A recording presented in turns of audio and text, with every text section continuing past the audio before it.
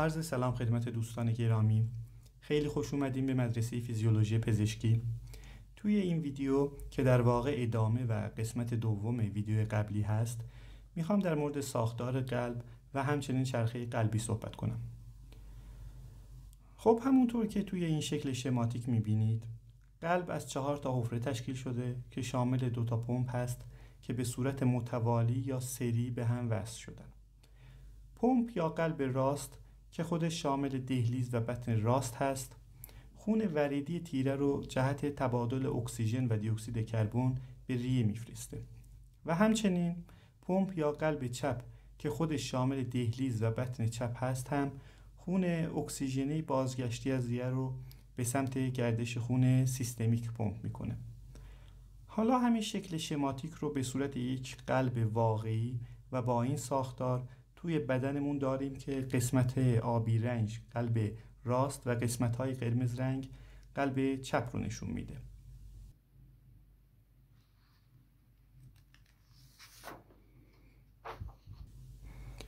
خب حالا به این شکل نگاه بکنید. من اینجا فقط دهلیز و بطن چپ رو رسم کردم و اومدم یه تیکه از بطن چپ رو بریدم. توی این برش ما اندوکارد، میوکارد و اپیکارد رو داریم. توی میوکارد به جهتگیری فیبرهای قلبی دقت کنید. به لطف این نوع جهتگیری ما میتونیم به نحوه انقباض بطن پی ببریم. وقتی که بطن چپ منقبض میشه، همونطور که توی شکل میبینید، قاعده بطن به سمت پایین کشیده میشه، دیواره ها به هم نزدیک میشن و همچنین قسمت قاعده و آپکس در خلاف جهت هم میچرخن. یعنی در واقع انگار بطن مثل یه تیکه پارچه چلونده میشه. دیدین یه تیکه پارچه خیس رو چطوری با چلوندن آبشو میگیرن؟ دقیقاً همونطوری. فهمیدن این موضوع به درک فیزیولوژی ما کمک میکنه. مثلا همین پایین اومدن قاعده بطن در ادامه برای درک منحنی امواج فشار دهلیزی به ما کمک میکنه که تو توضیحات بعدی عرض میکنم. در نهایت ما خروج خون رو خواهیم داشت که توی این تصویر مشاهده میکنید. خب حالا بریم سراغ اسکلت قلبی و ببینیم چی هست. شاید فکر کنین که زیادی وارد مبحث آناتومی شدیم، اما اینطور نیست و در واقع به این نوع آناتومی میگن آناتومی فیزیولوژیک یا عملکردی، یعنی برای درک فیزیولوژی ضروریه. ببینین در مورد عضله اسکلتی، نه قلبی، عضله اسکلتی. عضله اسکلتی به هر حال باید به یک جایی متصل باشه، مثلا به استخوان. در مورد عضله قلبی، اسکلت قلبی همین کار رو برامون انجام میده. پس اسکلت قلبی یک بافت پیوندی محکم رو فراهم میکنه و باعث میشه عضلات قلبی از این اسکلت شروع به رویدن بکنن. اما این رویدن به چه شکلی هست؟ همونطور که گفتم، عضلات قلبی از این اسکلت شروع به رویدن میکنن و به سمت پایین یعنی اپکس حرکت میکنن. با رسیدن به اپکس با یک چرخش 180 درجه‌ای دوباره به سمت اسکلت قلبی برمیگردن و همین باعث پدید اومدن این نوع جهتگیری میشه که در اینجا عرض کردم. فقط توجه بکنین توی این شکل برای اینکه من اسکلت قلبی رو بتونم ببینم دهلیزها رو برداشتم و دارم از بالا به قلب نگاه میکنم. علاوه بر این اسکلت قلبی کار حمایت ساختاری از دریچه ها رو هم انجام میده. همونطور که میدونید ما 4 تا دریچه داریم که 2 تاش نیمه هلالی و 2 تاش دهلیزی بطنی هستن. همچنین یه نکته رو هم بگم، این که هر جا گفتیم قاعده قلب یا هر جا خوندین قاعده قلب یعنی این نما. به این نمایی که رسم کردم میگن قاعده قلب که دهلیزها برداشته شدن و داریم از بالا به قلب نگاه میکنیم. خب حالا بریم و در مورد دریچه دهلیزی بطنی بیشتر صحبت کنیم. به دریچه بین دهلیز و بطن راست دریچه تریکاسپید میگن که از 3 تا لت تشکیل شده و به دریچه بین دهلیز و بطن چپ دریچه میترال میگن که از 2 تا لت تشکیل شده. نکته‌ای که هست اینه که مساحت سطح لت‌های دریچه‌های دهلیزی بطنی حدوداً 2 برابر محیط خود دریچه است و همین باعث میشه بین لت‌ها همپوشانی زیادی وجود داشته باشه. همونطور که میدونید دریچه‌های دهلیزی بطنی به صورت پسیو باز و بسته میشن، یعنی جریان خون اونها رو باز و بسته میکنه و صدای اول قلب حاصل بسته شدن دریچه‌های دهلیزی بطنی هست که در ادامه توضیح میدم. همچنین دریچه‌های دهلیزی بطنی توسط این طناب‌های وتری متصل به عضلات پاپیلاری حمایت میشن. حالا بریم سراغ دریچه‌های نیمه هلالی. به دریچه بین بطن راست و شریان پولمونری و دریچه بین بطن چپ و آورت به ترتیب دریچه نیمه هلالی پولمونر و آورتی میگن. همونطور که میبینید این دریچه ها از 3 تا لت فنجان مانند تشکیل شدن و همین قسمت فنجان مانند باعث شده در انتهای سیستول بطنی جریان خون برگشتی در شریان‌های پولمونری و آورت وارد این فنجان‌ها بشن و دریچه رو ببندند تا از بازگشت خون به بطن جلوگیری بشه. همونطور که میدونید بسته شدن دریچه‌های نیمه هلالی باعث ایجاد صدای دوم قلب میشن.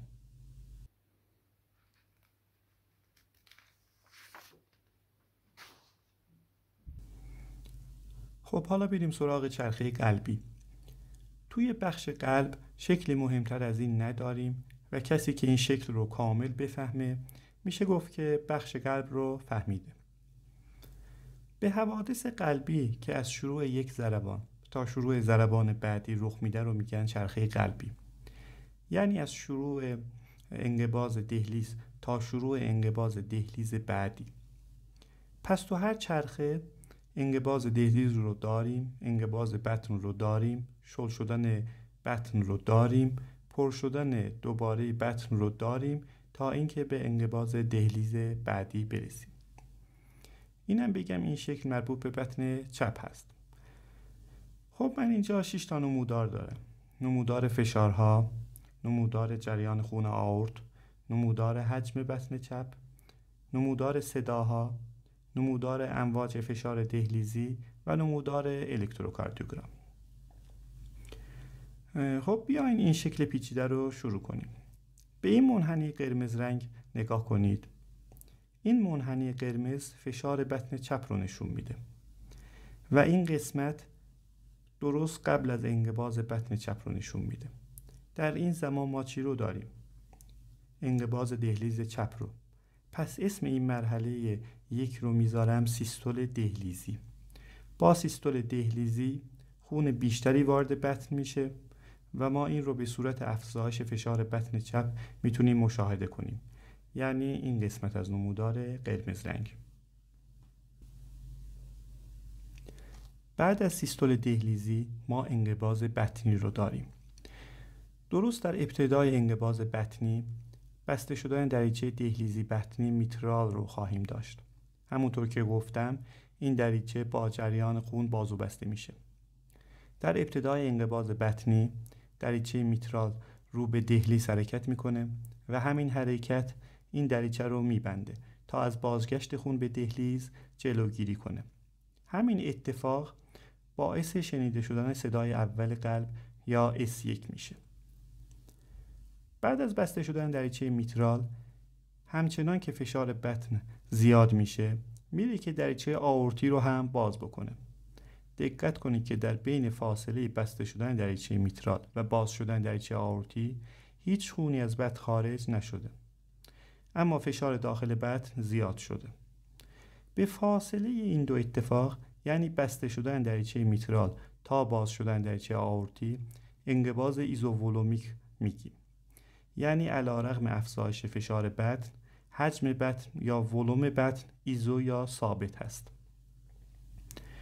با افزایش فشار بطن چپ تا حدی که بتونه دریچه آورتی رو باز کنه، خون از بطن خارج میشه و وارد مرحله تخلیه خون از بطن میشیم که به 1/3 ابتدایی میگیم مرحله تخلیه سریع و حدود 70% خون توی این مرحله خارج میشه و ما بقیه خون در 2/3 بعدی خارج میشه که بهش مرحله تخلیه آهسته گفته میشه. با پایان انقباض بطنی دریچه آورتی به دلیل برگشت خون به عقب بسته میشه و فشار داخل بطن افت میکنه. با افت فشار بطن و رسیدن اون به مقدار پایه، دریچه میترال باز میشه و خون شروع به ورود به بطن میکنه.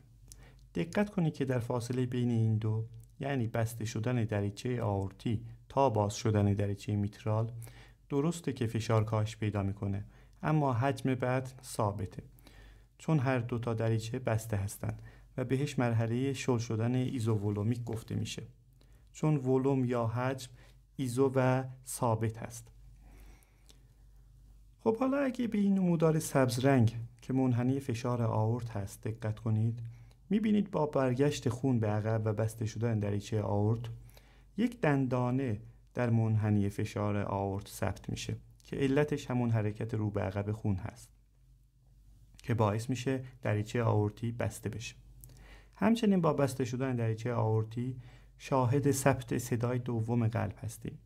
پس خیلی مهمه که همه این اتفاقات رو بتونیم همزمان با هم تحلیل و درک کنیم. خب با باز شدن دریچه دهلیزی بطنی میترال، خونی که توی دهلیز جمع شده بود به یک باره وارد بطن میشه که بهش مرحله پر شدن بطن میگیم و این هم دارای دو تا مرحله سریع و آهسته هست. همونطور که توی این منحنی حجم بطن چپ میتونید ببینید، با ورود سریع خون از دهلیز به بطن، حجم بطن شروع به افزایش میکنه که این مرحله افزایش حجم سریع با یک مرحله کند به نام دیاستاز ادامه پیدا میکنه.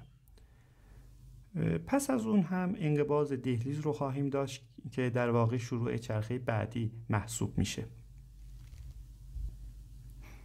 این نمودار دارای نکات خیلی زیادی هست که نیاز هست خودتون با توجه به توضیحاتی که دادم اونا رو تحلیل کنید.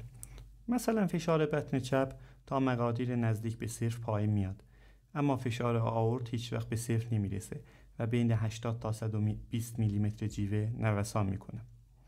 یا مثلا توی این منحنی بنفش رنگ که فشار دهلیز چپ رو نشون میده، با شروع خروج خون از بطن شاهد یک افت فشار در دهلیز هستیم که انتظارش رو نداریم، چون انتظار داریم با خروج خون از بطن فشار دهلیز راست یکم زیاد بشه، اما در اینجا برعکسه. علتش هم برمیگرده به نحوه انقباض بطن که توی صفحات قبلی گفتم. اگه یادتون باشه گفتم موقع انقباض بطن قاعده قلب که میشه کف دهلیز به سمت بطن به طرف پایین کشیده میشه. همین کشیده شدن کف دهلیز به پایین موجب این افت فشار میشه.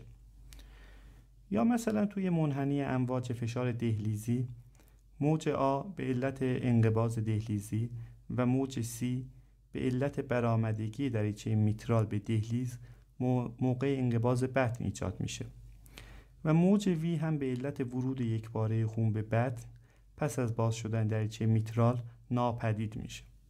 باز هم میگم این شکل نکات مهمی داره که من اینجا نمیتونم همش رو بگم و خودتون حتما باید مطالعه بکنید.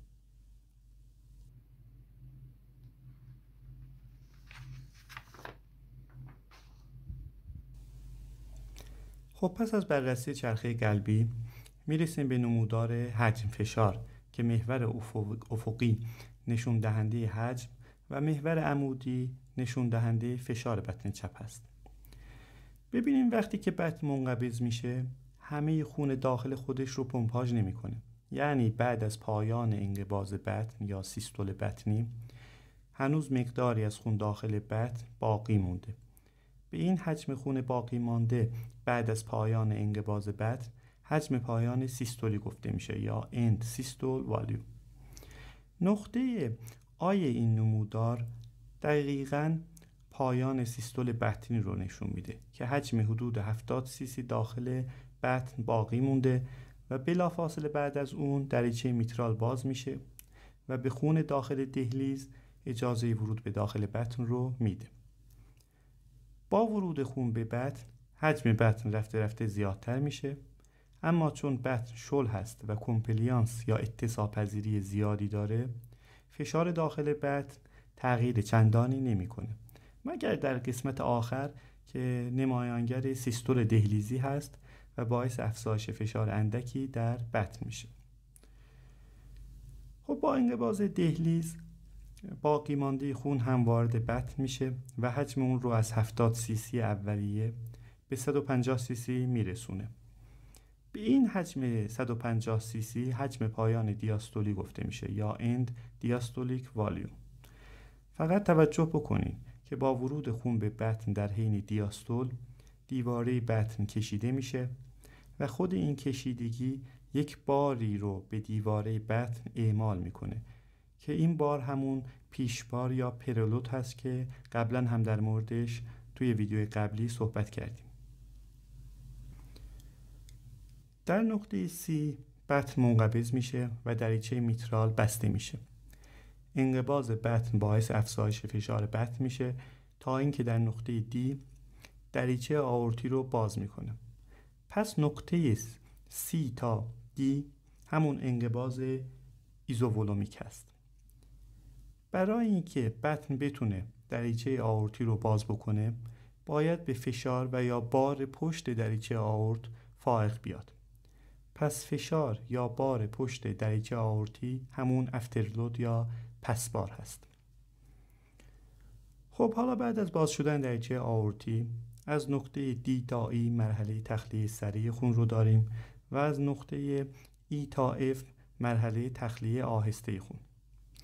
در نقطه F با پایان سیستول بطنی فشار بطنی افت میکنه و جریان بازگشتی خون دریچه آورتی رو میبنده و همین افت فشار تا باز شدن دریچه میترال ادامه پیدا میکنه و در نقطه آ دوباره دریچه میترال باز میشه. پس به نقطه F تا آ که هر دو تا دریچه آورتی و میترال بسته هست بهش میگن شل شدن ایزوولومیک. این نمودار برای هر ضربان قلب قابل رسم است، یعنی اینطور نیست که تغییر نکنه، بلکه تو شرایط مختلف مثلا ورزش تغییر میکنه. به عنوان مثال در ورزش خون بیشتری در هر ضربان از بطن خارج میشه، بنابراین حجم پایان سیستولی کاهش پیدا میکنه و همچنین به علت بازگشت وریدی بیشتر خون بیشتری هم در مرحله دیاستول وارد بطن میشه، پس حجم پایان دیاستولی هم زیاد میشه. توی این شکل هم میتونید نمودار حجم فشار در دو تا حالت استراحت و ورزش رو با هم مقایسه بکنید. خب به این ترتیب به پایان این ویدیو میرسیم. خیلی ممنونم از توجهتون. لطفاً برای حمایت از من ویدیو رو لایک و کانال رو سابسکرایب بفرمایید.